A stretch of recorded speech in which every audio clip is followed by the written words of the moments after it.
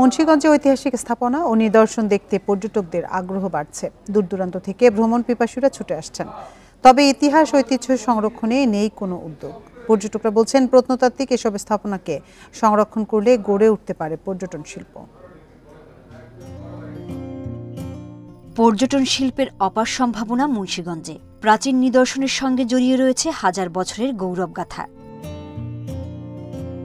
সুলতানি যুগের বাবা আদম শাহী মসজিদ, মুঘল যুগের মীর কাদিমপুল ইন্দ্রাকপুর দুর্গ অন্যতম নিদর্শন।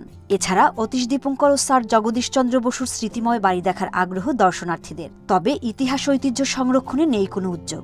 আসলে কোনো পার্ক নাই, খেলার মাঠ নাই, পরিবার পরিজন নিয়ে ঘুরতে যাওয়ার মতো কোনো জায়গা নাই। ভিতরের যে পরিবেশটা এটা একটু ডেভেলপ করা উচিত। প্রবেশের যে সিস্টেমটা এটা একটু সহজ করা দরকার, কারণ সবাই ঢুকতে পারে না। দর্শনীয় জায়গা রক্ষণাবেক্ষণ এবং পর্যটন কেন্দ্র গড়ে তোলা হলে অর্থনৈতিক সমৃদ্ধিও বাড়বে বলে মনে করছেন স্থানীয়রা। নতুনভাবে সাজসজ্জা করে এটা যদি নেটে ছড়ায় দেওয়া যায়, বাংলাদেশ সরকার যদি এটা উদ্যোগ হাতে নেয়, অবশ্যই এটা প্রত্ননগরী মুন্সিগঞ্জ জেলা একটা পর্যটক নগরী হিসাবে স্বীকৃতি লাভ করতে পারে। কার্যকর উদ্যোগ নিলে একদিকে যেমন মানুষের ঐতিহাসিক জায়গা দেখার চাহিদা মিটবে, অন্যদিকে রাজস্ব আয় হবে সরকারের। এগুলার যদি যথাযথভাবে রক্ষণাবেক্ষণ বা যথাযথভাবে উপস্থাপন করা হয়, তাহলে যেমন আমাদের শিক্ষার্থীরা এই সম্পর্কে অনেক জানতে পারবে।